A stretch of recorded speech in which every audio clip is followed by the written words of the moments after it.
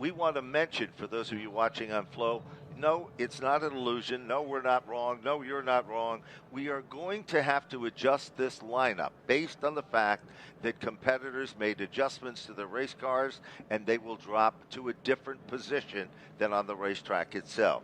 So as they come off turn number 4, you're looking at the proposed way the field initially was scheduled to be. Now, competitors that made those adjustments will be dropping to the rear of the field. So let's go with the starting lineup here on the pole after the redraw. Car number 16, the Blue Mountain Machine Future Homes ride out of Norwalk, Connecticut. That is Ronnie Silk. To his outside out of Holtzville, New York, the Phoenix Communication Incorporated ride is Justin Bonsignor. Well, it was scheduled to be Brian Roby, who only went one lap under the gun in time before he had 2 tires go down in the automobile. The Bar Harbor Bank and Trust Machine was scheduled to start 3rd. It'll drop to the rear of the field. In the 4th starting spot, the USNE Catalano Motorsports number 56. Former winner at this racetrack from Ontario, New York, Trevor Catalano. He was 7/1,000ths of a second away from a victory last night. Car number 1 will start in position number 5. He's also number 5 in the point standings for the Whelen Short Track Cup. That is Patrick Emerling. To his outside, one of the hottest drivers in the NASCAR Whelen Modified Tour, Kyle Bonsignor out of Bayshore, New York. And now let's take a look at the 4th row of the inside. Car number 7 from Mooresville, North Carolina, the Baldwin Automotive Machine for the young rookie driver, Luke Baldwin.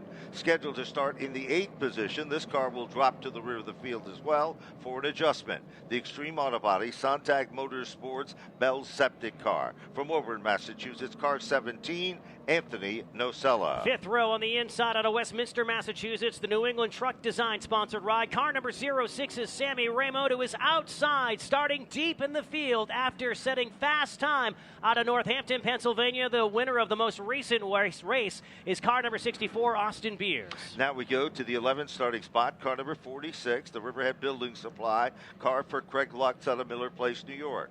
Stephen Copsic will start in the 12th spot, the Newtown Pools Wanted construction car from Newtown, Connecticut. Max Zackham will start next. Tommy Catalano and Joey Cipriano will start 13th and 14th. And then in the 15th and 16th, Max Zackham, the number 20 car. Tyler Berry back in 16th, car 59. Tyler Ripkema, Kyle Ebersol, Dave Sapienza, Matt Hirschman, and Mike Marshall will complete the running order as we get set for the start. The honorary starter this afternoon will be Ira Day from Whelen Engineering. Let's go down trackside to Jacqueline Drake before the race. Had plenty of time to check in with several of the drivers during that rain delay, but one of them in particular who's extremely important to talk to is our race winner from yesterday, Tommy Catalano, who qualified in the 13th position. He's still in a great mood. He's always a smiling guy, but he said, I wish I would have qualified better. There was a long red before that car rolled out for his qualifying run, and it resulted in him thinking he wasn't able to fire off as effectively and as strong as he thought he would. So we're going to see if he's going to be able to have the strength to move up through this field and survive the 200 laps for that 54. Thank you very much, Jacqueline. Getting ready to start here. Caution lights and caution flag stays on the racetrack one more time. Already a car that made a visit back to the paddock area was car number 36 for Dave Sapienza. Sapienza apparently having a problem. Brian Roby was one of the cars we were not sure about that had made a chassis adjustment. However, he had to make lots of adjustments because that car was involved in a situation that took place. Watch and see if there's an additional adjustment that'll be made to the starting lineup. Once again, here's what's happened in qualifying. Car number 7 got loose, but watch this guy, Matt Hirschman. Back end snaps around, gathers it back, but it wasn't what he wanted. But here's the heartbreaker of the event. Fastest first lap, and then all of a sudden slams the wall. Left side tires are down. But this is the big dog. He's the guy at the dog that set fast time. Big question is, he'll be starting in 10th. 10th's not where you wanted to start when you were the fastest guy in time. Austin Beers will have to equal what Jimmy Spencer did in 1987 if he's going to win this race, starting as deep in the field as he is. No winner has come from outside of the first 5 rows in 20 completed NASCAR Whelen Modified Tour events. Dave Sapienza joins the field in car number 36. He'll pick up at the rear of the field. And as you see, the cars that drop back, including the 17 of Nocella, Embersol with the number 5 car, and of course, Hirschman, who was scheduled to start way in the back to begin with. He only lost a position or two. And right there with him, his buddy, Brian Roby, who also is starting back there.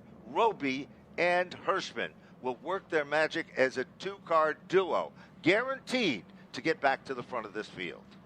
Lights stay on the track one more time as we are just trying to get these cars up to race condition. 200 green flag laps, and all of the laps count here in the NASCAR Whelen Modified Tour, which just may really come into factor in the strategy a little bit later on this afternoon as we wind down the race. Well, no, yesterday we saw Ronnie Silk. He wasn't happy with things at all. Today, will he have a big smile on his face? Justin Bonsignore the same. The funny thing about Ron Silk is he drew position number 1. You think he would celebrate, throw his hands up, and be okay with it. No, he just walked right off. Ladies and gentlemen, thank you for supporting us live and in person this afternoon. And for those of us watching on Flow, you are getting ready for one epic event. It is race number 2, the very first time that a back-to-back has happened at the same racetrack for the NASCAR Whelen Modified Tour. Here they come, ladies and gentlemen, off turn number 4. To the stripe they come. Green flag is out, and we are racing for the Cheshire County Clash here from the high banks of Monadnock. Wasting no time driving to the inside. It's Patrick Emerling giving him spot number 2 and showing Justin Bonsignore his tail as they work their way out the corner. And here comes Luke Baldwin. Luke Baldwin already making a bid for it, just like he did last night. Baldwin works down underneath Bonsignore. Luke Baldwin going for the 3rd position. Look a little further back. Another great battle is Sammy Ramos, car number 06. He's battling with Kyle Bonsignore and already moving forward. Austin Beers has went from 10 to 7 in 3 circuits here at the quarter mile. Someone talk some sense into Beers during the rain delay because he is all of a sudden mentally back in the game. Watching on Flow, Justin Bonsignore caught a big break from Trevor Catalano a few laps ago. He pulled down right in front of the youngster in car number 56. They run single file back into turn number 1. Justin caught his breath and is now closing in on Luke Baldwin. Back to the battle for the lead. Patrick Emerling's all over Ron Silk. Ronnie Silk continues to guard the spot, but Emerling is running in his tire tracks. Meanwhile, mid between 1st and 2nd, they come together. They cling and they clang, they come off the turn, they back out of it just for a moment, and Ron Silk is still the leader of the pack. Look a little further back, here comes the 64. Austin Beers has now moved up, taken over the 6th position. Car number 64, working its magic. Now here comes Craig Lutz. He'll now move into the 7th spot, and that bumps Ramos back to the 8th position. Getting back to that little contact between Ron Silk and Patrick Emerling, that's just a good veteran respecting another veteran. Could have easily finished off the deal, but too early for that, and you don't want to rattle Ron Silk's cage, that's for sure. So Patrick wise to back out of it. They remain about 2 car lengths separated from each other as they exit turn number 4 this time. On your screen, you see Austin Beers continuing to charge to the front. Next in line is Trevor Catalano, who 1 year and 1 day ago became a NASCAR Whelen Modified Tour winner. Last night, his brother Tommy Catalano broke through to victory lane for the first time at the same track. That is a great battle that's going on. All of a sudden, Bonsignore's car bobbles just a bit. Meanwhile, right there, it is Trevor Catalano who tries to take the move to the inside. It doesn't work. He drifts up on the outside. Austin Beers moves into the picture. Here comes Trevor Catalano. Wheels down under. Trevor Catalano moves in, takes over the 4th spot. Who's the tail that wags the dog there? It is car 64, Austin Beers. Craig Lutz, the Lutz Cracker, is also in contending on the bottom. Justin Bonsignore was just having a hard time getting off of turn number 2 for about the last 6 laps, but that's turned into just a freight train going around him. You mentioned Craig Lutz to the next in line. Bonsignore has lost 3 positions in as many laps, and this is a driver who has 5 wins at this track, but they've all come before the repave, and I think that's starting to wear into his head just a little bit. Talking with Justin this afternoon, he said, I just want to get out of here with a decent finish. This team favors the larger tracks, and going back to Thompson, where he's also had so much success, is going to be a bit of a homecoming from him, even though he's from New York. It certainly is, and that's a great battle that you're looking at, but it appears that Bonsignore is hung out to dry in the outside lane. Joey Cipriano, car number 15, has also moved into the top 10. Justin Bonsignore is fighting to stay in the 10th position or so at this particular point. Struggling now. Meanwhile, it is Stephen Copsic in that pack of cars with Tommy Catalano, who's also marching forward. What's interesting about Bonsignore is that he was a little bit off not only last night, but the last time that they were here. I was talking to him this afternoon. He says, I can't remember when I've had a really dominant car here, and they can't figure out why they can't seem to figure out the new asphalt. And back with the old asphalt, which had dated back to 1984, the track had aged. You had the bumps, and some drivers like Brian Roby and Justin Bonsignore had used that to their advantage and were able to get one over on the competition for a number of years. But the playing field was leveled when the track was leveled in the offseason of 2023 and 24. Well, you know, it appears that Ronnie Silk is really starting to pull away now as Patrick Emerling is there. Let's move a little further back in the field. There is last night's winner, Tommy Catalano, all over Joey Cipriano, the number 15 car. Behind them, it is the Phoenix number 51. That battle is still currently running in contention among those top positions.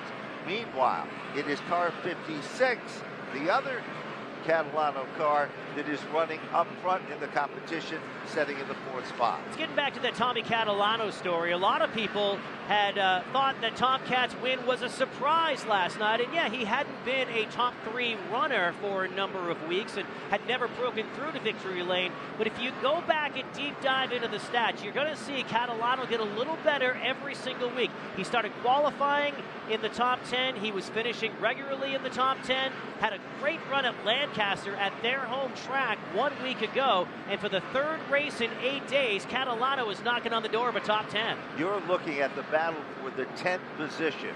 Joey Cipriano in the Eastern number 15 car tries to hold off the opposition of Tommy Catalano.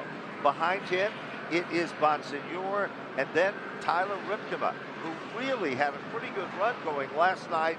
Late in the event, he started to falter back just a bit. Continuing in that battle, it is still Joey Cipriano holding on to that 10th position. You're looking at 10th on back currently. Cipriano also turning some heads here today. We haven't seen him this strong in quite some time.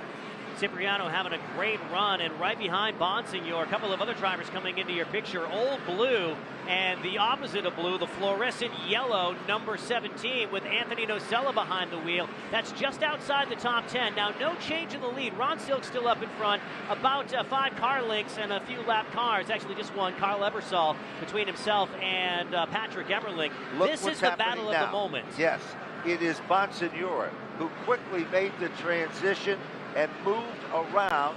All of a sudden, the car that looked so strong is not the case anymore.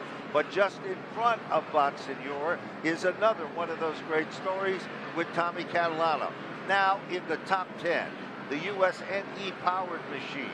Now look at Bonsignore trying to close up that gap. Then we got a 4-car battle. And who's at the bottom of that battle? It is Matt Hirschman. Hirschman running in 15th. The Sella is 14th. Tyler Ripkema is 13th. And Joey Cipriano is 12th. Single file, that pack of cars run 38 laps in. So a couple of different stories on this one. You have Matt Hirschman, who realizes that, okay, I can't win the race right now, and I'm just going to bide my time. But you can't bide your time too long, because here comes Ronnie Silk, and the separation between Hirschman and the battle that you see on your screen and Ronnie Silk, it's less than a straightaway. So sure. About 15 car lengths, and Ronnie Silk's going to start putting some real quality cars a lap down. Certainly is, and of course you don't want to have that happen. If you need a lucky dog to get back on the lead lap, you have to be the top of the food chain, one lap down. Meanwhile, coming up on lap traffic, the next target becomes for Silk.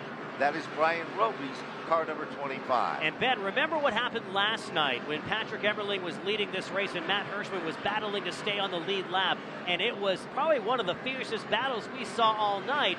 That worked out well at the time. It worked out well in his favor, where he was the lucky dog and was able to gain that lap back and did get the wave around. So 2 nights in a row, 2 races in a row for Matt Hirschman, and the story for him would be, can he stay on the lead lap? That's almost unheard of. One of the best drivers of this generation. You know, a battle that I've been watching that is really hot and heavy is Joey Cipriano's number 15 car.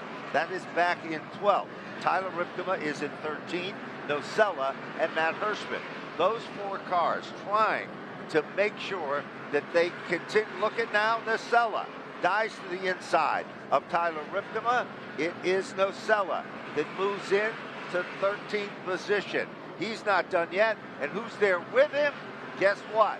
Matt Hirschman is there. You know what I like about the Hirschman car, Ben, is that it looks comfortable.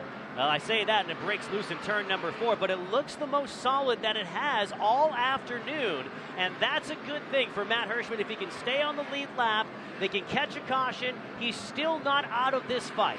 Another car moving in with this group is car number 20, that black car behind the number 3 car, and that, of course, is Max Zackham. Zackham, an independent runner, turning some heads here.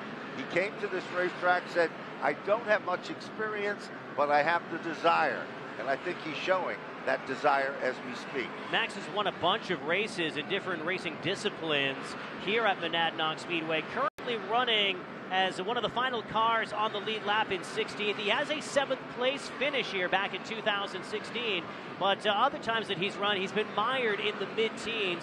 This afternoon, could see him bump that up a little bit. The 20 car does look fast. Meanwhile, Matt Hirschman closing in on Anthony Nocella, takes a look to the inside in turn 3. Well, there are just 3 cars in front of him, 2 of which are behind him, and all of a sudden, Ronnie Silk, impressive margin of .354 is all starting to disappear. Patrick Emerling has moved into the back bumper. He is literally nipping at the back bumper for 54 circuits. Car number 16 has been the driving force. Meanwhile, here they come again off the turn, back up front. Leader is still Silk. He now starts to string it back out.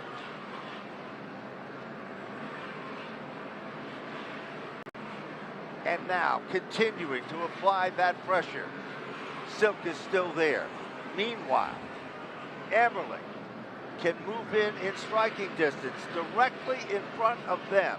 The 20 of Max Zackham and the number 3 car of Tyler Ripkema. Now, that is the 15th and 16th place car. Whoa! What a save by Max Zackham. He had that thing about 40 degrees sideways, skating up the racetrack, gathered it back up, did not hit the wall, and stays locked side by side in step with Brian Roby. Sapienza sticks his nose in there. You know, interestingly enough, that could have been a total disaster for the 2 cars up front. Lead change took place. Car number 1, Patrick Emerling, became the leader of the pack. Emerling was the big dog now, but all of a sudden, he's coming up on Ripkema. Where are the leaders in this event?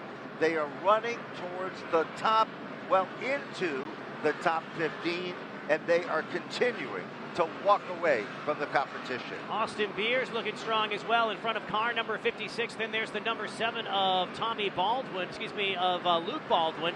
Stephen Copsic in there as well, as this race has strung out just a little bit. 62 laps into the Cheshire County Class 200 at Monadnock Speedway. On your screen, you see the separation between Patrick Emerling and Ron Silk. Boy, if there is anyone racing with a chip on his shoulder this afternoon, it's got to be the driver of number 1, Patrick Emerling, to feel that his Dale Hedquist prepared #1 Fleetwood car was going to be the Mac Daddy of them all yesterday, and to have a dominant car by his own admission and to come up just 7/1000ths of a second short, they got to come in. They want to take the crown away from Austin Beers and all of the drivers ahead of them, ahead of him in the point standings. And also, we talk about point standings. One thing we haven't talked about, the season-long championship where we vaulted from 9th to 5th in one race, and that was last night. Patrick Emerling is not out of this championship fight. He certainly is not. Comes up on another lap car.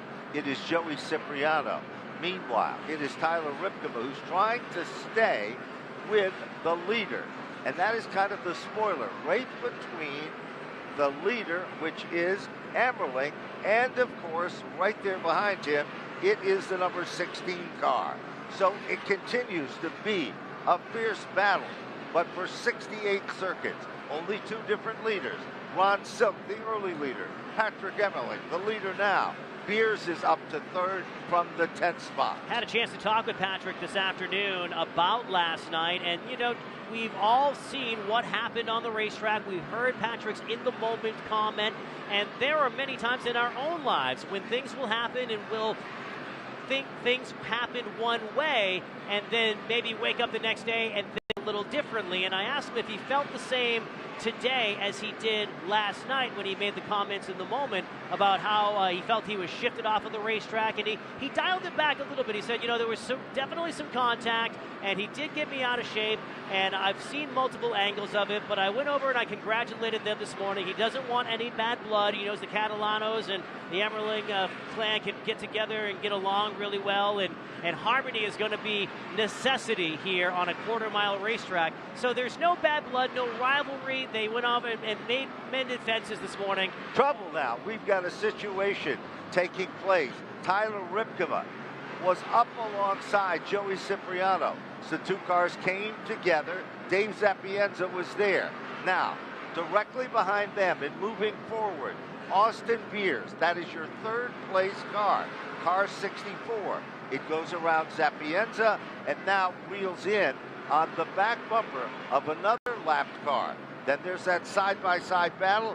Brian Roby shifts up the racetrack to the inside, goes to number 20 again, and the 7 New York, Luke Baldwin. He is in a dogfight battle with the 21 of Stephen Copsic. This is a dangerous part of the race because everyone's guard is down. They were heightened in trying to get these 200 laps in as quickly as possible, and there goes Cipriano. He spins in turn number 4, and this brings out the first caution. First caution of the event comes out, 78 laps in. Car number 15, we hope we get a replay of that situation. Got a tap to the back bumper. The car was loosening up. Take a look at the front bumper. You can see that he's used his chrome horn, even though it's black in color. And he has been, well, in the hunt for the front pack of cars. Now, keep your eyes on what's going to happen here. And, of course, this is caution number 1. And we've had two leaders in the competition.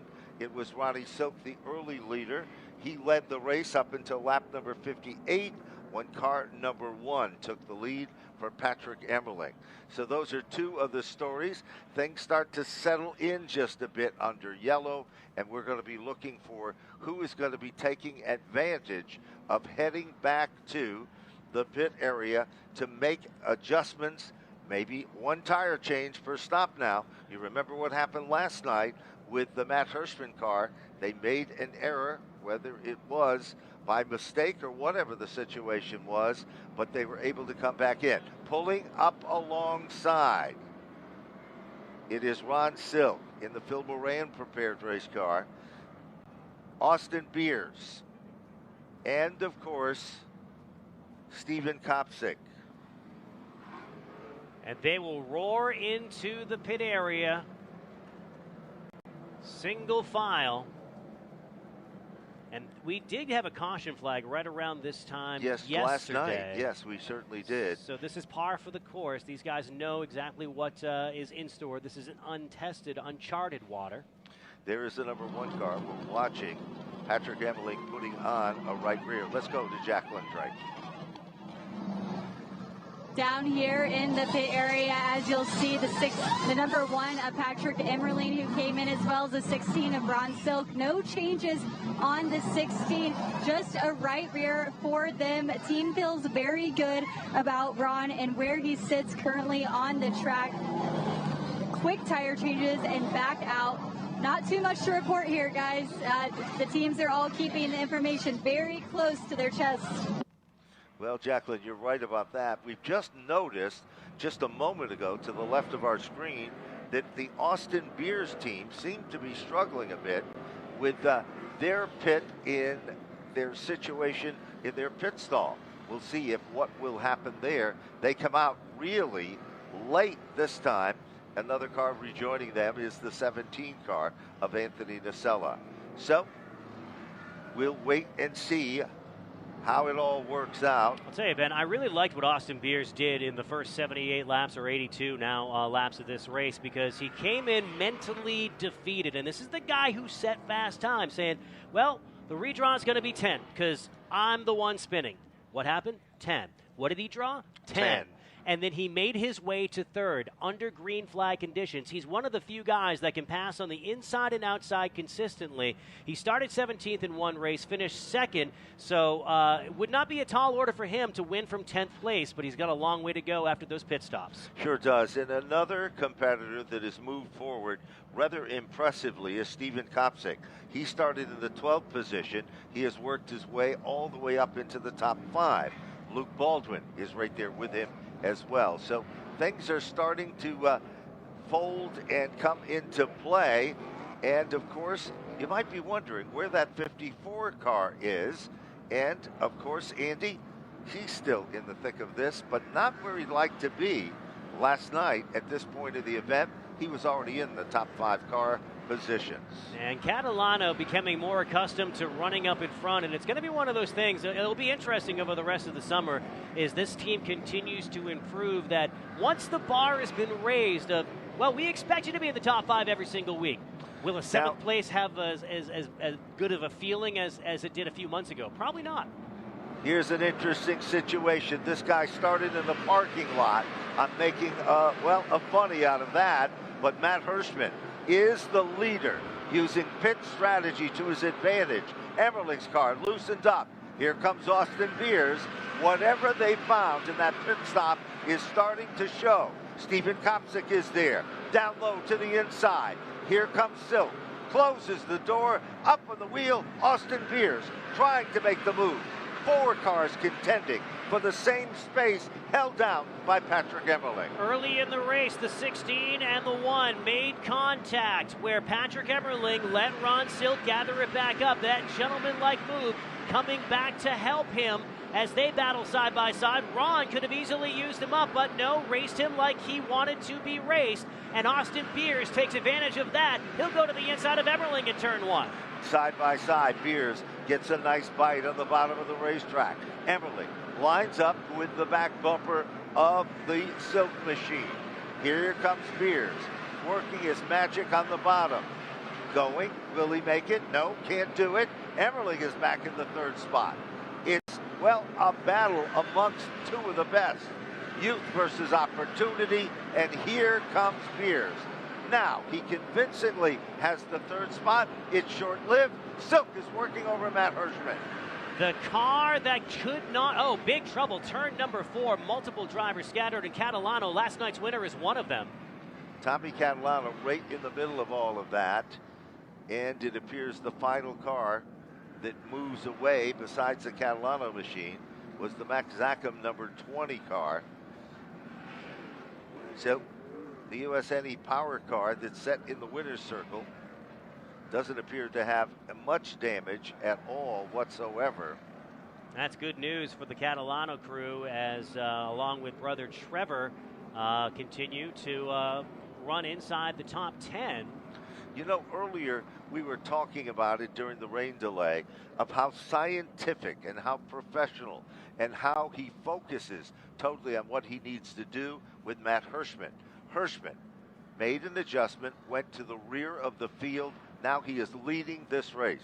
There's only been 3 different leaders. Now let's take a look at this replay, see if we can figure it out.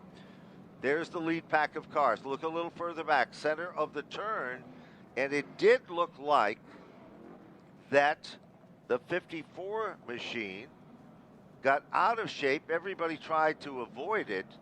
And I'll tell you, Tommy Catalano was pretty lucky with that thing. It's been a very troublesome spot for a number of different drivers, both last night and especially this afternoon. But back to Matt Hirschman.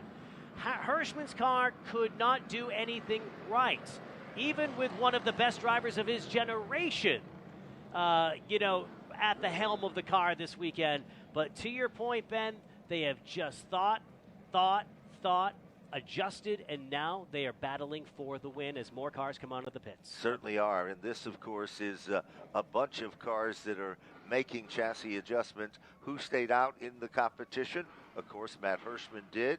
Car number 15 looks to be the lucky dog, perhaps, to get back in the thick of things here. Top 3 positions, Matt Hirschman, and, of course, right there in contention with him, no surprise at all whatsoever, is, of course, Ronnie Silk, who's really been turning some heads. They're running for the NASCAR Whelen Short Track Cup, and if $20,000 in addition from Whelen, of course, on top of all the other point fund stuff, if Hirschman won last night and he won this afternoon, if he was able to sweep, there was a $5,000 bonus on top of the $20,000 in the Whelen Short Track Cup. Now, that isn't, no one is eligible for that this afternoon, but wouldn't it be something for a driver who had such a disastrous night last night to come back strong and win his second Whelen Short Track Cup? Call him Big Money Matt.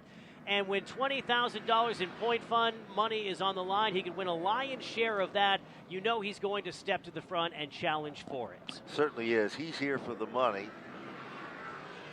And it appears that some of the cars go around to pick up at the rear of the field. 96, just shy of the halfway marker in this event.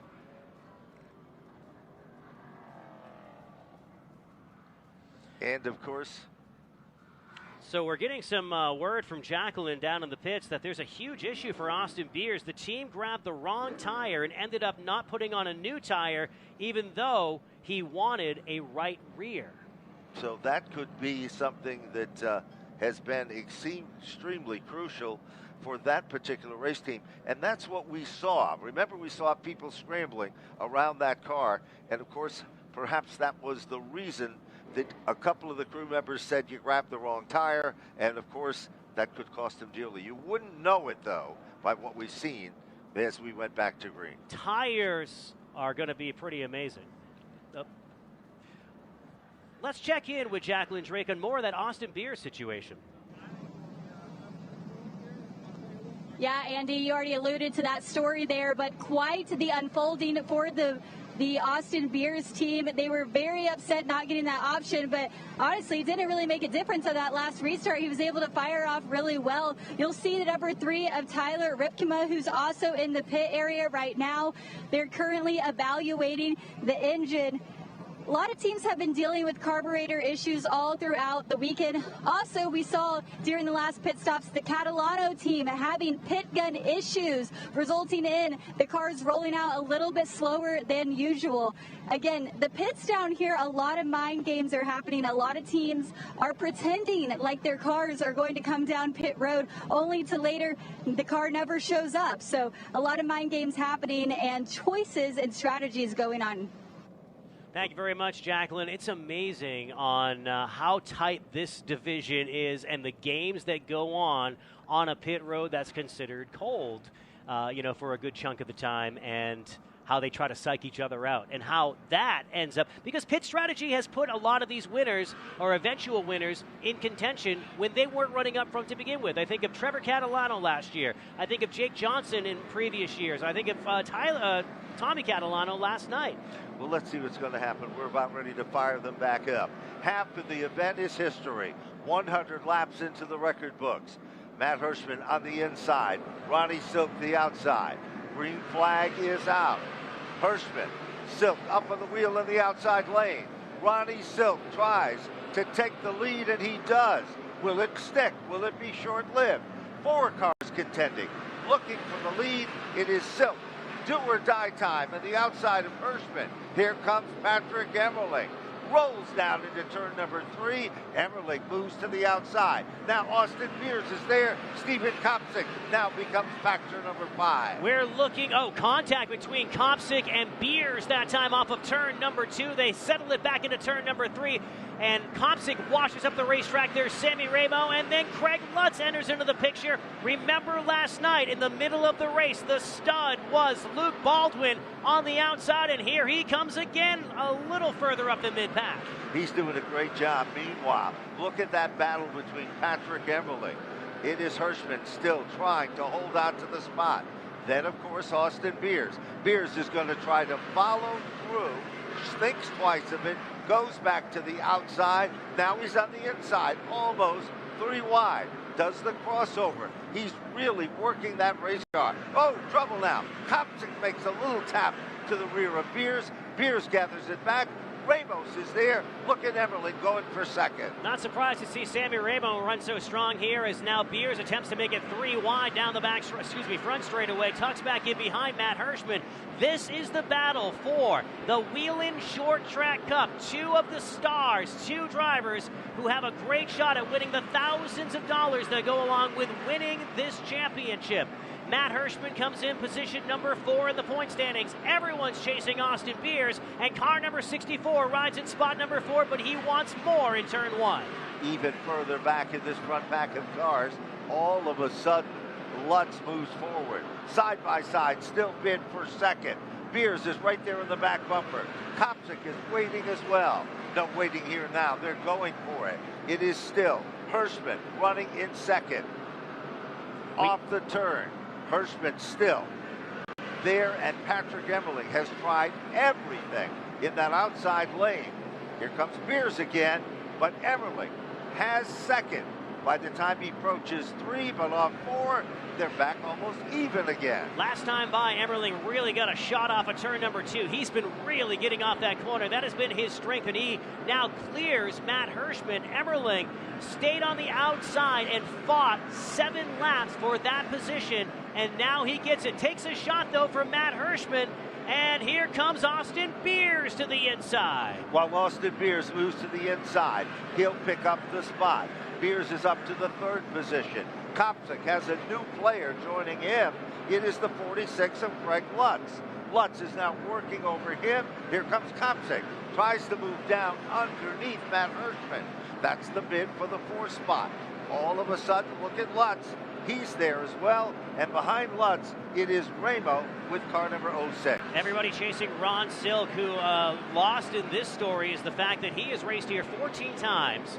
Had incredible success. He's led 340 laps in competition, but he's never broken through to victory. He has won 27 Whelen Modified Tour events, but not one of them have been here at Monadnock Speedway.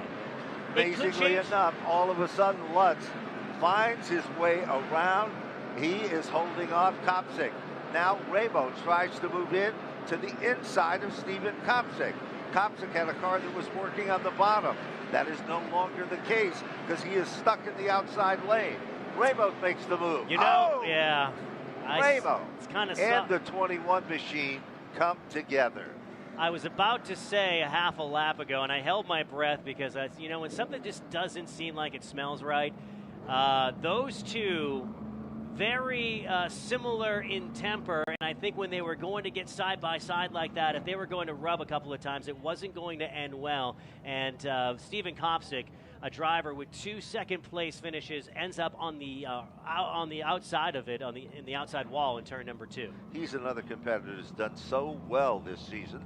Stephen Copsic about ready to get Here we out. go. Here's a look at this. Ramo on the inside. Copsic is there. They come together, coming off the turn. Things get tight, and Stephen Copsic is in the outside wall, no fault of his own. Here's another different look at it, Andy. Ramos is there. The right front touches the left front. That upsets the Copsic machine. Then he drifts up. Copsic has no place to go. He is pinned in the outside retaining wall. Yeah, that smelled like aged cheese. It was a tough situation for both drivers, and Copsic ends up on the short end of the stick of it. A driver who was very much in the battle for the Whelen Short Track Cup, as he was only 3 points out of the point lead coming into this race. Obviously, things are not going to work out for him this afternoon, but Copsic, one of the most improved drivers in 2025, elevated status for that 21 team. And there's Sammy Ramo on your screen, too. Here's another look at it. Yep, another look at it. You'll see Ramo's cars on the bottom. Look at the right front. It makes contact with the left front of the 21 car. Coming off the turn, Ramos comes up just a bit, and Stephen Copsic is wedged into the outside wall. No room, no place to go, and car number 21 that was running in contention and moving forward. You're looking at the Ramo car. Doesn't appear to have much damage, perhaps. Well, right front, the toe is out, but the rest of the car still appears to be okay. But what a heartbreaker coming off turn number 2 down the back straightaway, as you can see the damage done to Stephen Copsic's race car. Tough way to end this one. Ronnie Silk, who picked up the lead with the number 16 car, and he picked it up from Matt Hirschman. You know, he has had quite a storied career, even here at Monadnock Speedway, where Ronnie Silk, who's not running the full schedule this year, came into this race with 325 laps in the lead here. 0 wins, 14 races, and Sammy Ramo on your screen is going to really feel the brunt of this one. There is a penalty that has been issued by the NASCAR officials. It is a 2-lap penalty for car number 06. So that is the reason for the black consultation flag. So Ramo finds himself 2 laps down in the situation that took place with the Stephen Copsic number 21 car. It's the black flag without a podcast for Sammy Ramo, but Ron Silk could do something that he hasn't done in quite some time. Check something off his list here and win in his 15th attempt, the 27-time Tour winner with 13 poles total and a 2-time champ. Trying to check one off the box here in 75 laps as crews continue to attend to Stephen Copsic. Now we're going to take a look at the reason why that the penalty was issued to Ramo. Look at the right front on the 06. It makes contact with the 21. And there's the follow-up. Yep, it's and the follow-up. Wedges the 21 in the back straightaway wall, and the end results is the double hook, and that is not the way Stephen Copsic wanted to end his day here at this racetrack. It ain't what you said, it's how you said it. That's right. So Ramo goes down on pit road as car number 06. 2-lap penalty received as the double hook. Well, it hasn't been received yet, Ben. Let's be honest. Yeah, exactly.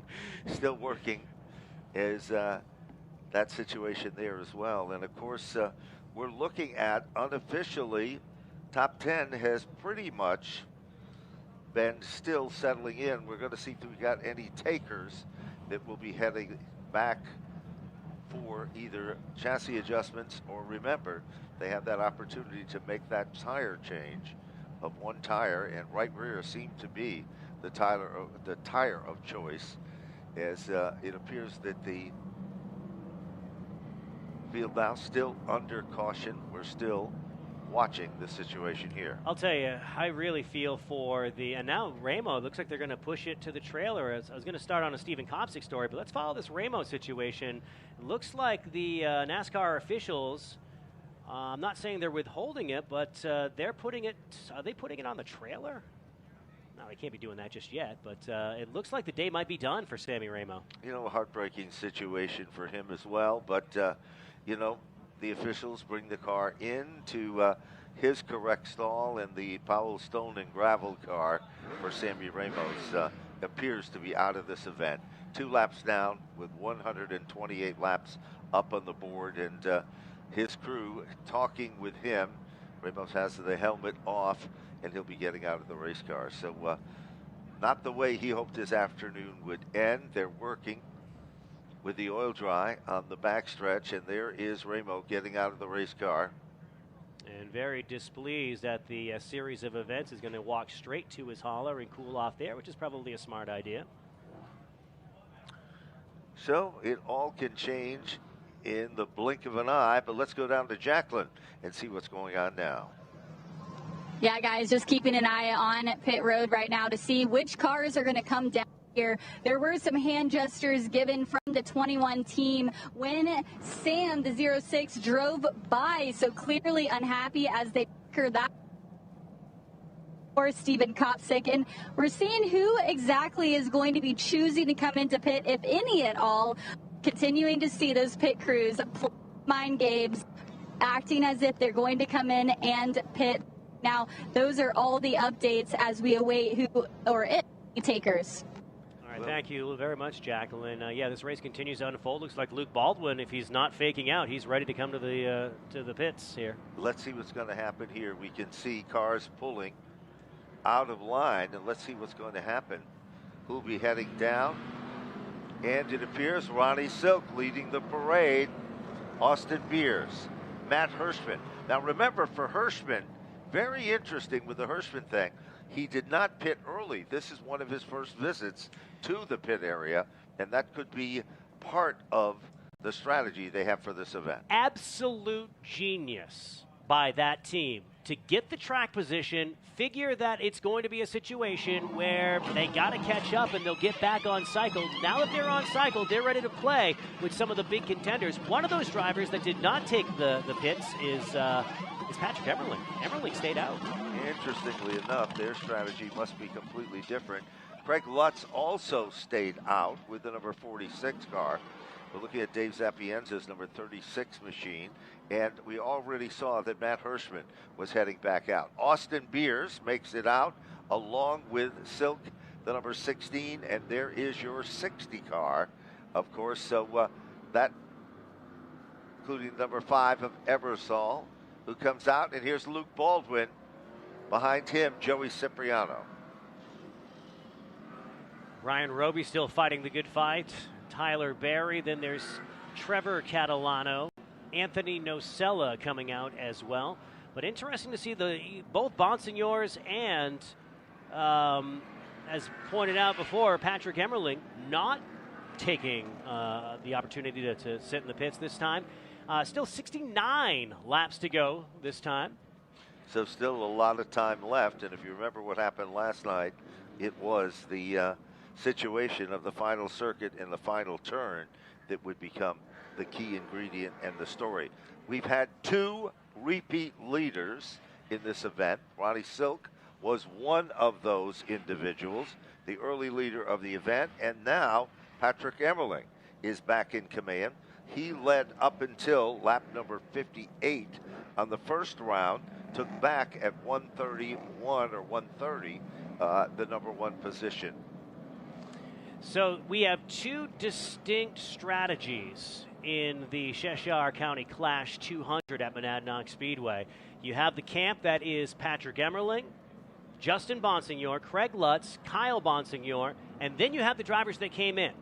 And that's headed up by Ron Silk. Then there's Austin Beers. Now, Beers, the current point leader when it comes to the NASCAR Whelen Short Track Cup, trying to be the 4th champion in 4 different years. 64 is trailed by Matt Hirschman. Let's go down to the pits and Jacqueline Drake on Ronnie Silk.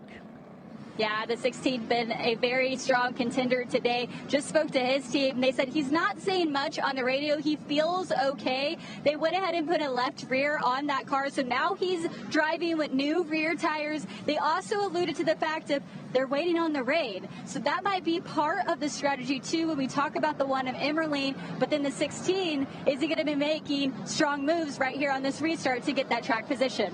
Thank you, Jacqueline. I really like Ron Silk on fresh rear tires on a restart. There are few in the garage that are better than that driver when he is ready to hunt. Watch him from the inside of row number 3. It's Ronnie Silk in car number 16. Here we go, about ready to fire them back up. Off turn number 4, Emerling on the inside.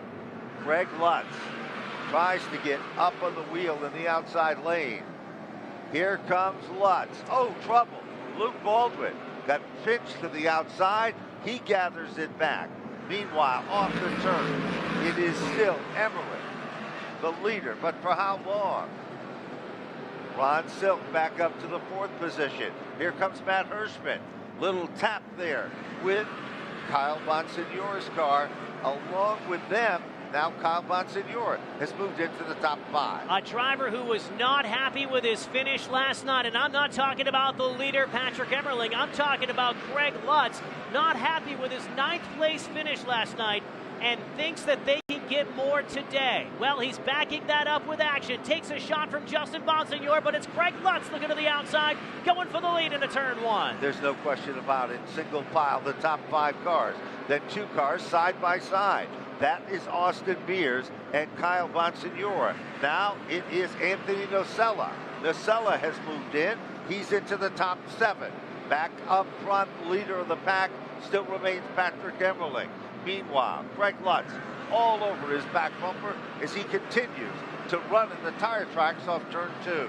Ronnie Silk gave Justin Bonsignore a shot like it was the summer of 2023. They're not battling for the lead, but they're battling for 3rd on the racetrack, and they exit turn number 2 this time, single file, both chasing Craig Lutz back into turn number 2. Further on back, you have Kyle Bonsignore battling with Trevor Catalano. That's a great battle off of 4. Certainly is. They continue to show that battle impressively. Meanwhile, back up front, watch Justin Bonsignore. He can reel in on entry to the back bumper of Lutz, but off the turn, it is Lutz who pulls away.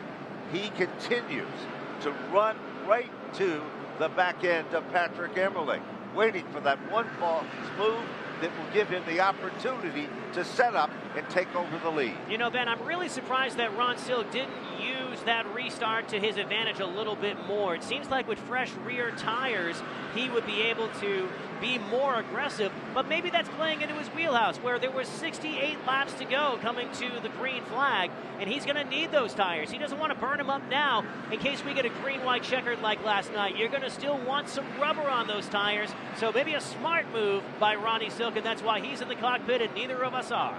Well, you know, you're so right about that, but Silk on the last circuit, he completely went up high in 1 and 2. He gathers it back. Now, the big mover now, or looking to set up to be the big move, is Austin Beers. Beers continues to set back in that 6th position. Beers is not there. 50 laps to go when they come back to the stripe. Justin Bonsignore has moved into 2nd. Here comes Ronnie Silk.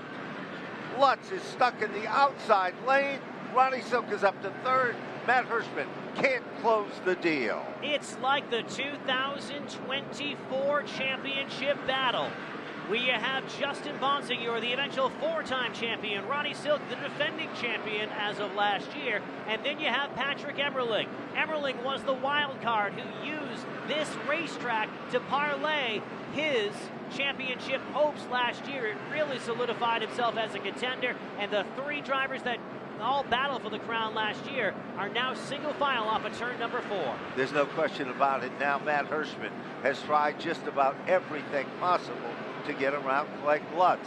It doesn't happen. Beers is still there. Anthony Nocella is right with them.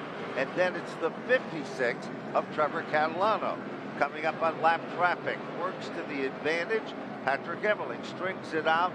0.316.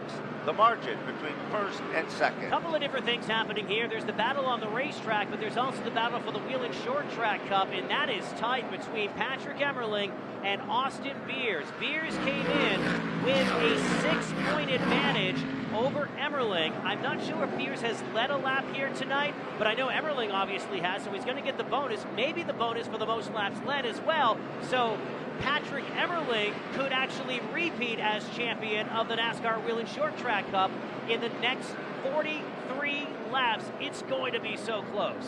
While you were talking about that, car number 60, Matt Hirschman moved back in to the 4th position. Short-lived because here comes the bid for 2nd. Ronnie Silk makes the move to the bottom. Justin Bonsignore kind of had to let him go. Silk is on a tear. Ron Silk is coming back to challenge. 160 laps up on the board, 40 circuits to go. Look out, Lap traffic in the way. Matt Hirschman solidly in the 4th spot.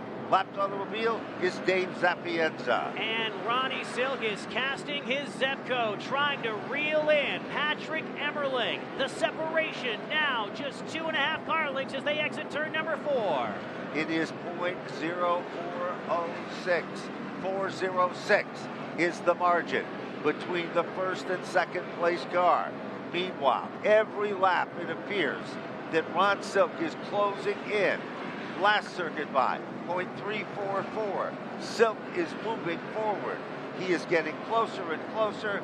Patrick Emerling still the leader of the pack. And right now, Austin Beers trying to lead the Whelen Short Track Cup. He desperately needs to get by Greg Lutz as an insurance car. Lutz will acquiesce on the outside, and here comes Austin Beers. That's going to be very important to potentially thousands of dollars inside the next 15 minutes if this stays green. Certainly does. He'll take that spot away. Now, following him through is Anthony Nocella, car number 17. Nocella has moved into the top 6 now. He's not done yet. He continues to march to the front. Here comes Luke Baldwin, Trevor Catalano, right with that pack with Anthony Nocella. Baldwin in car number 7 trying to be the late race charger here as we also keep an eye on the battle for the lead. Ronnie Silk right there. He is on the back bumper as they head into turn number 1. He has closed that gap to 0. Meanwhile, on the right side of your screen, Lutz continues to struggle a bit, drops a little further back. Left side of your screen, you're taking a look at Ron Silk reeling in on Emerling. They are the class of the field, 169, 170. When they come back to the stripe, Patrick Emerling said he wanted to win here today more than anything after his disappointment last night. There comes, whoa, Ronnie Silk takes it in deep. Emerling goes around, Silk gathers it back. And for the second time in 18 hours, while battling for the lead, contact involving Patrick Emerling and the Fleetwood Fleetwooks number 1 goes around. And that is going to change everything in this event. And look at the left rear quarter of the number 1 car.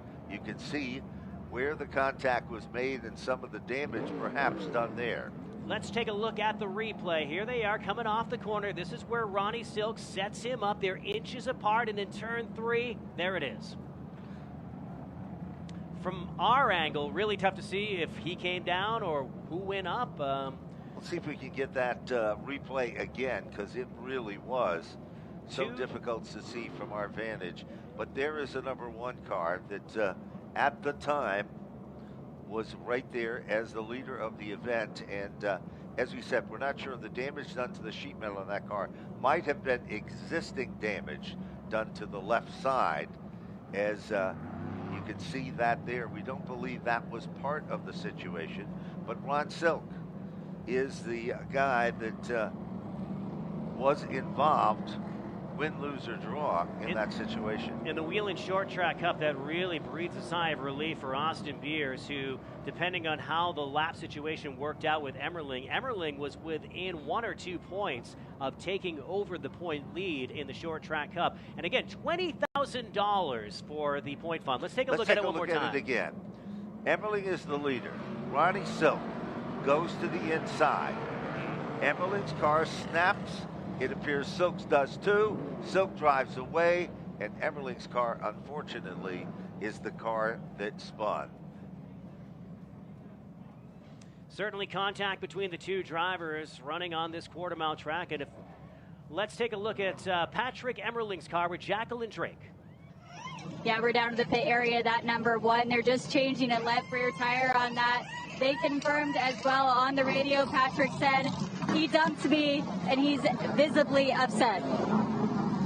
And that's a tough weekend for Patrick Emerling, a driver who has led so many laps across the 2 races, and to have to fight from the back of the pack. But this one's not over, Ben. I mean, we have 26 laps to go. We've seen some really extraordinary things at this racetrack, and certainly on this tour this year, unpredictable things.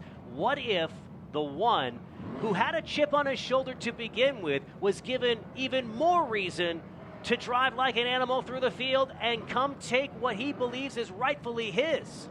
You know, you might be right about that as he comes back out. Kyle Bonsignor also quickly comes back out. Craig Lutz all falling into position here. And you're looking at the Patrick Emerling machine, Brian Roby's car as well. And you know, it's kind of ironic because if you think about the start of this event, Andy, Ron Silk started in position number 1 and Justin Bonsignor started in the number 2 position. So they were the two that were in the front row. The cream has certainly risen back to the top, and both drivers have had a nightmare-type weekend. Ron Silk had his worst finish at this racetrack possibly ever. I have to go back and deep dive into the stats, but it's very rare that you see him finish in 15th, and just an all-around bad night. Not running for the Tour Championship this year has taken a little bit out of their rhythm, and I talked to Ron about it. He says, no, not really. He said, we just come to win, and as long as we focus on doing that, we're going to have a good time, and when you're not winning and you're not running for points and you can't fall back on, well, we had a good points night, then your night gets a little extra sour, but the wins also get extra sweet when you have nothing to lose, and car number 16 is in the odd role of spoiler at this point of the season. Certainly is, and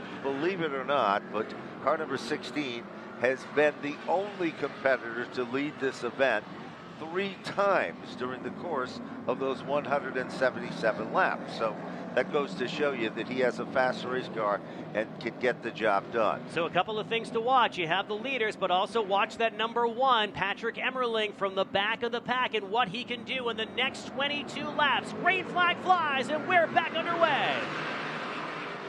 Silk continues to make Bonsignor work his muscle in the outside lane. Just as impressive as the front row is, so is row number 2. Silk comes back to the stripe. Ron Silk is the leader. Bonsignor changes his strategy. Austin Beers has got to go for it on the outside, as meanwhile, it is Hirschman on the inside. Here comes Anthony Nocella. The Beers wagon, who is hooking up to it on the outside. You might want to get on because Austin is a one-man show in group number 2 on the outside of Anthony Nocella. Meanwhile, battle for the lead, and hopping the curb is Justin Bonsignor back into 1. That's going to cost him. Meanwhile, all of a sudden, Matt Hirschman's car, same situation. That moves Austin Beers into the 3rd spot. He takes it in at a ton, comes off the turn like a rocket, and here comes Trevor Catalano. Car 56 is up to the 6th position. Now a bit back up for 3rd. There is so much going on across this quarter-mile facility, and Matt Hirschman down to the inside. Austin Beers, again, a battle for the Whelen Short Track Cup. Current point leader is Austin Beers. Number 4 in the position, or in the points coming into this afternoon, was Matt Hirschman. Anthony Nocella, trying to be the 9th different winner in 9 different races, trails them back into turn 3. No question, they come off the turn. It continues to be a battle. Hirschman continuing to guard that 3rd place position. Meanwhile, Austin Beers has to settle back in. Nocella still into the top 5. Then it is Trevor Catalano setting there in the 6th position. Brian Roby has come back to the top 8 behind Joey Cipriano. Great run for him. It's got to be so frustrating to be Patrick Emerling, and you got to feel for a guy like that. Car number 1 not able to make some headway after that pit stop and driving visibly angry, as reported by Jacqueline, reported from the crew as well after that unfortunate incident battling for the lead with Ron Silk. He's ahead of last night's winner, Tommy Catalano, as everyone chases Ronnie Silk back into turn number 3. Battle for 3rd starts to shape up a little bit. Here comes Austin Beers. Here it comes again. We saw him do it high. Now we're going to see him try to do it low. Thinks twice of it. Tries to get a nice run to the inside. 10 circuits to go when they come back to the stripe. Still, Beers cannot get around Hirschman in a bid for that 3rd position. Anthony Nocella tests the waters a bit. Here comes Anthony Nocella. Down underneath Austin Beers. With him comes Trevor Catalano. If I'm Austin Beers, I let these drivers go, and I don't worry too much about it because I'm going to have thousands of reasons to be okay with it in just a couple of minutes. If he can hang on for the NASCAR Whelen Short Track Cup, his closest competitor is Matt Hirschman, but Hirschman is not mathematically ahead of him in the standings. However, if Beers continues to lose positions here in the final few laps, Hirschman could steal this thing. It's going to go down to the final lap. There's no question. out in front and pulling away. Biggest margin in quite some time, 0.621 on the last circuit between first and second, Ronnie Silk and, of course, Justin Bonsignore. Look a little further back at that battle between the 15 of Joey Cipriano, who's now come to life in the 7th position, but now they continue to work some magic there. All of a sudden, Luke Baldwin is now pressuring the Austin Beers machine. Ronnie Silk has not loved Monadnock Speedway. He's done well here. He's raced 14 times, led well over 300 laps, but 0 Tour wins. And for a driver that's won 27 times on the NASCAR Whelen Modified Tour, a big goose egg here at Monadnock, but he is 2 laps away from checking that off, Ben Dodge. Take a look at this battle between Beers, continuing with Tommy Catalano. Side-by-side competition and great racing action he there. He needs that spot for the Cup. He sure did, and he was able to plant it. 199, they're coming down to the wire. Ron Silk has broken up that winless streak here in Monadnock.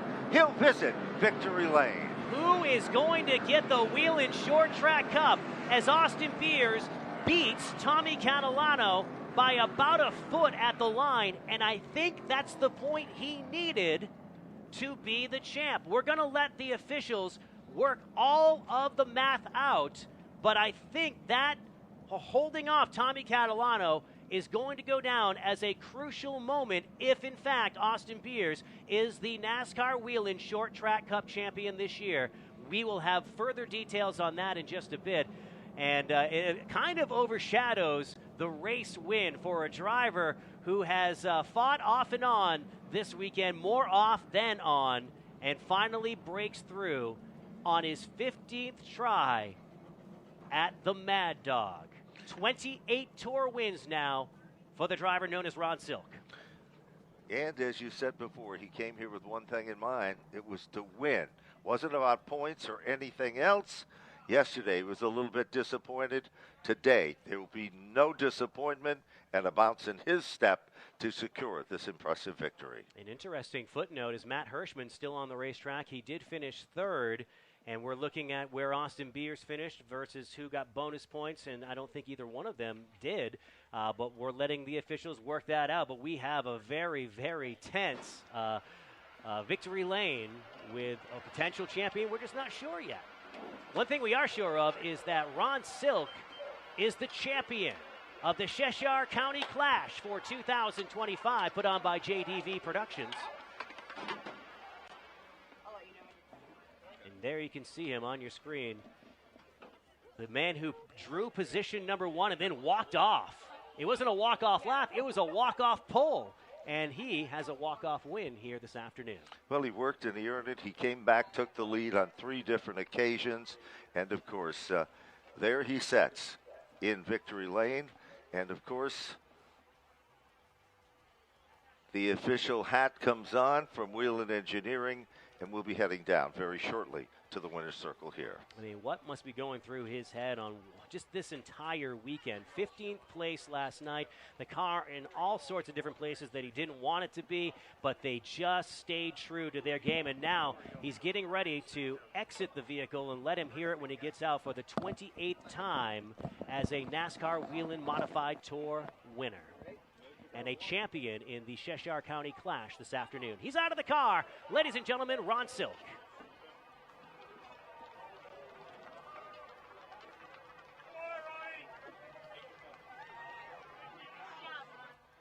Out of the car, your race winner today at Monadnock Speedway. Ron, first off, congratulations. What a swing you had from yesterday to today. You were determined. I saw you all through the pit area just looking for a little bit more. But what was the key today to have you end up right here in Victory Lane? We had a pretty good car yesterday, too, and things just kind of got out of our, got out of sorts and out of our control. But great team, all the guys on this thing that worked so hard. Car owners, Tyler Haight, Joey Known, Blue Mountain Machine, Future Homes, Phil Moran, my crew chief, Bob Tulipani, the car chief, all these guys over here that make all this happen. You got out of the car, they handed you a water right away. It's a hot day here in New Hampshire. Did you feel like you had to put in a lot of physical work behind the wheel with all the pressure from behind? Yeah, I'm pretty worn out right now. It's tough back-to-back with last night, too, was another hot one, but it feels good to leave with a win. Congratulations. Ron Silk, your winner today at Monadnock Speedway. The 16 got it done. Thank you very much, Jacqueline. And the appearance of Austin Beers in turn number 4 leads us to believe there's going to be a major celebration as a result of the commitment that Whelen have made to these 3 specific races. It started back in May at Seekonk Speedway, and with the combination race this weekend, the second and third events of 25 for the Whelen Short Track Cup, $20,000 in additional point fund money for these 3 specific races and the championship that goes within those 3 races. A lion's share of that going to the champion, which looks like his car is number 64, and we're going to wait for the official announcement on that in just a moment. But then again, they probably wouldn't bring him out, Ben, if it wasn't the case. That would be really mean. Psych.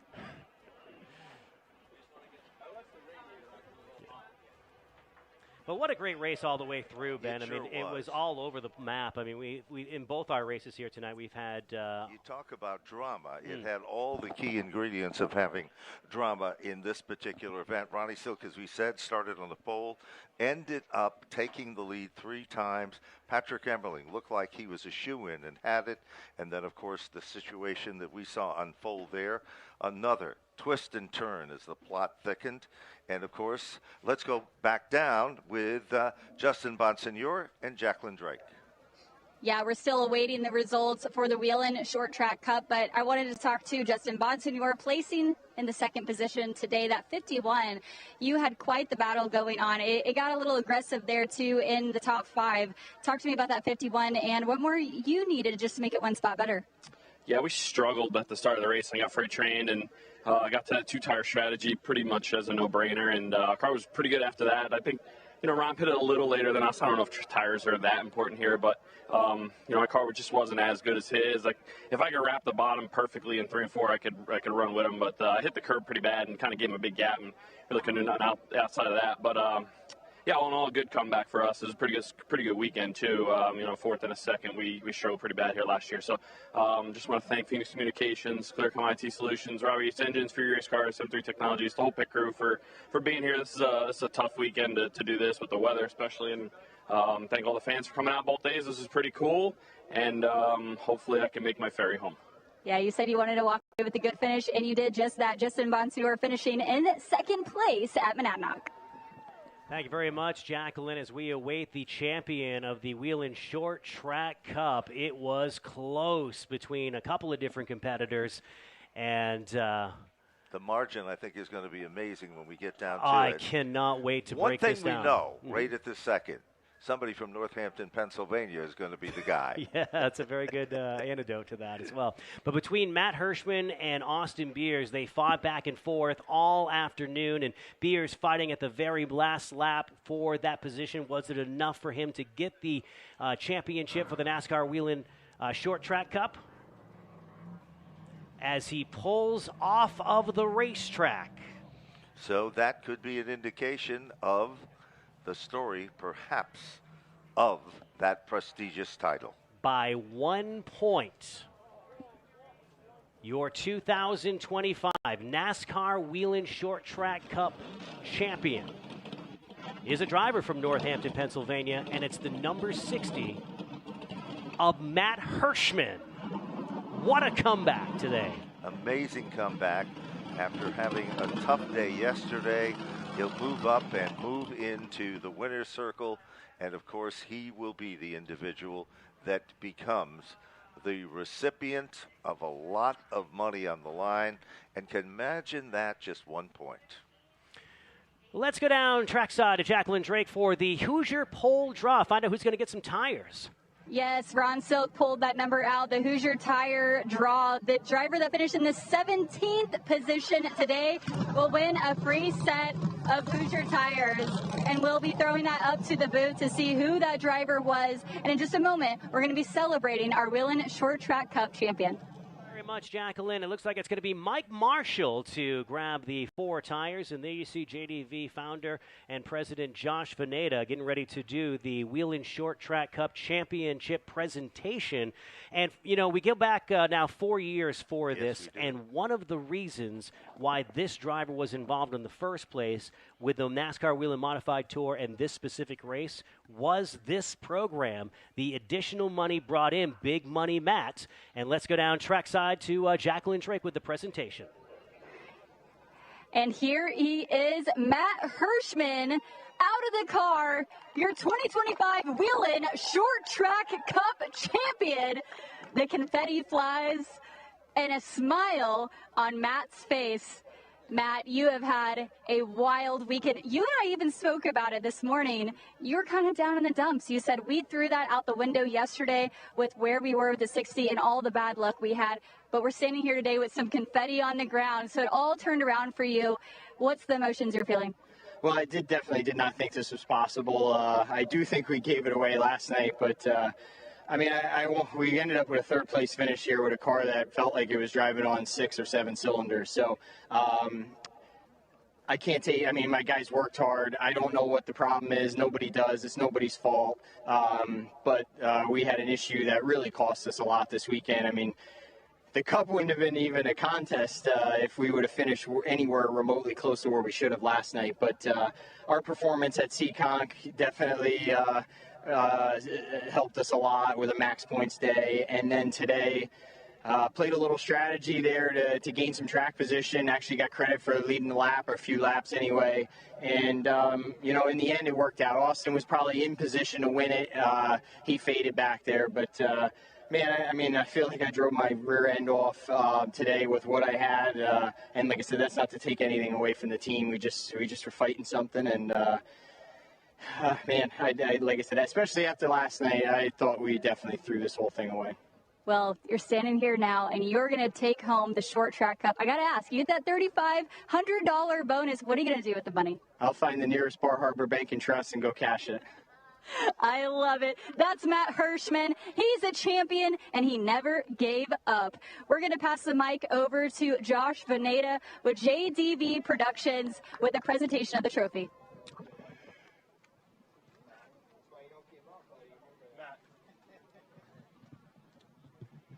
Matt, I remember almost 4 years ago to this weekend standing at Claremont Motorsports Park and handing you a trophy exactly like this one. You were our inaugural Whelen Short Track Cup champion, and I'm very proud to hand you the trophy again as the first repeat Whelen Short Track Cup champion. On behalf of all of Whelen's employees, my family, and our entire team, we couldn't be more proud to hand you this trophy and acknowledge you for your accomplishments. One story all of you may not know from today is I saw Matt as he came in. And I said to him, man, it was a tough day yesterday. And he said, yeah, it was. And when he walked away, he just said this to his son, this is why you never give up. And he didn't give up. And today, Matt's a champion again, one of the greatest of our generation. And it's a privilege to have you as our champion. Congratulations, Matt. Thank you.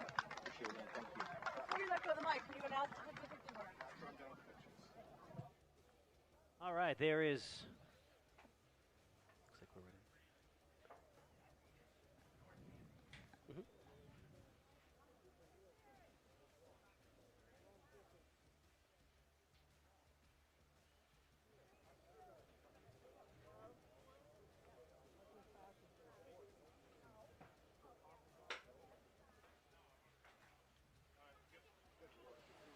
It's a great presentation there by Josh, saying that, you know, it's a privilege to have you race our events. And what we're witnessing is greatness in real time. We talk about all the stats and our heroes from decades past. You're watching someone not pad their stats, but create history right in front of your eyes every single weekend.